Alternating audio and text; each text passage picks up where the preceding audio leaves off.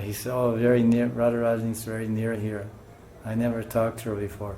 So Krishna's restless. So then he sat up and he stretched like this. And everyone was lying on the ground sleeping. He was sitting up.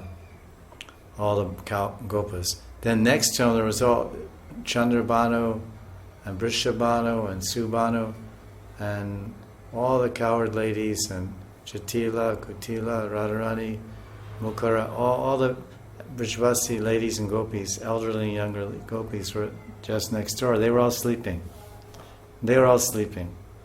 So when Krishna stood up, then somehow Radharani, she understood that she was also restless.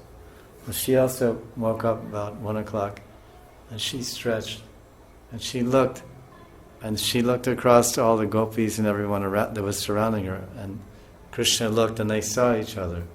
So that happened at Davanala Kund, a very sweet exchange. That's called Purva Rag, prior, a beginning, falling in love.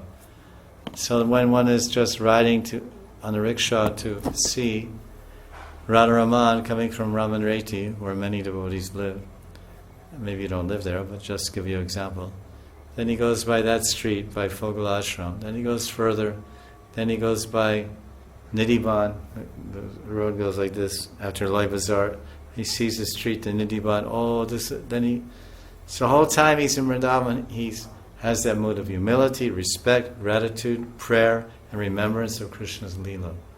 So this is the way to live in Vrindavan, with these moods, and these thoughts, these meditations. So you have all these guidebooks to Vrindavan, maybe even in Russian, I don't know. Guidebook to Vrindavan, guidebook to Radhakund, guidebook to Govardhan.